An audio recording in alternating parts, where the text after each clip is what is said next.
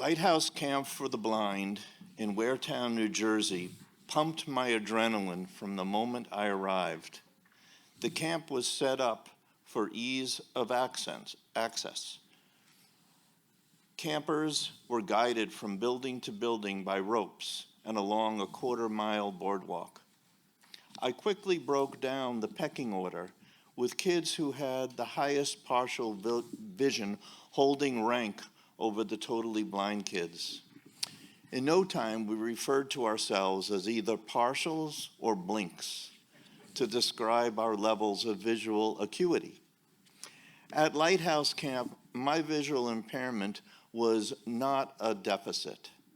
I had already been emboldened by full integration with sighted peers and experienced a wide array of places and events that my often open-minded family exposed me to.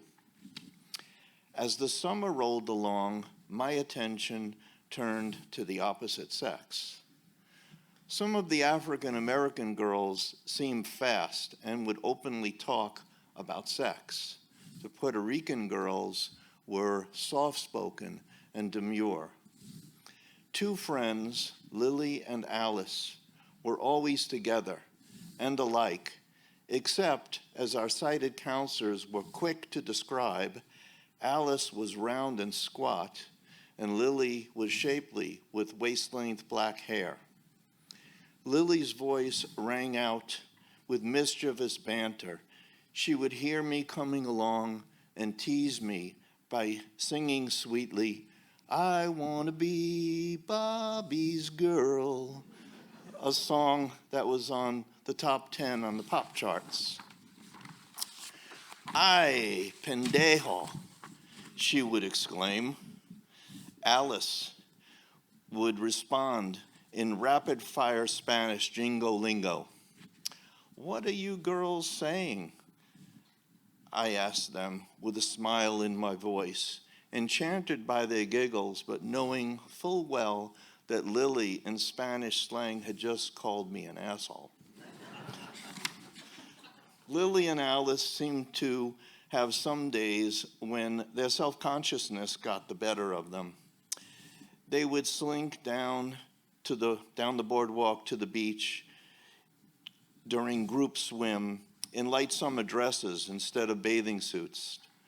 I sensed Lily's body, which I had only touched in playful ways, like wrestling over a towel or bumping up against her on a school bus.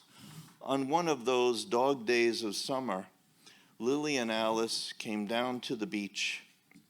The partials with the most sight commented on their dresses and threatened to throw them into the water because they looked like they were roasting.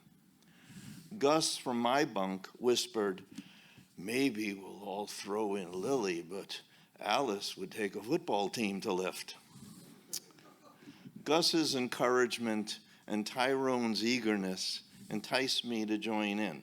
The three of us grabbed Lily and hoisted her over the rail of the boardwalk into the water. Her dress flowed up around her shoulders as she screamed with anger and shock on that sweltering day. A few hours later, after evening activities, she kissed me sheepishly on the cheek when we bid the girls goodnight.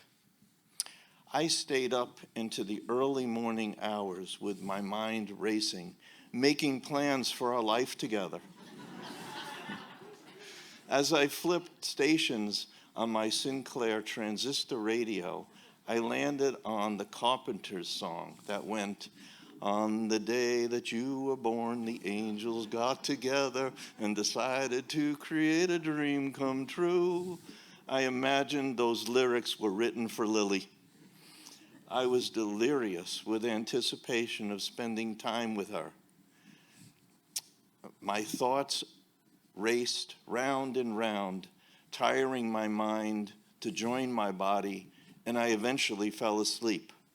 With those words of "close to you" still on my lips when I awoke, I rushed into the new morning. That afternoon, Lily let me hold her hand as we walked down the boardwalk. We occasionally bumped up against each other, and I felt her sun-warmed skin. On another day, as we strolled down the same path, I put my arm around her. Her hair was blowing in the wind. Later on that same day, I took one of the paddle boats out into the lagoon and floated on the gentle waves, dreaming about Lily. She was going to be in my high school in the fall. We would have plenty of time to see each other, and maybe we'd even end up going out together. Thank you.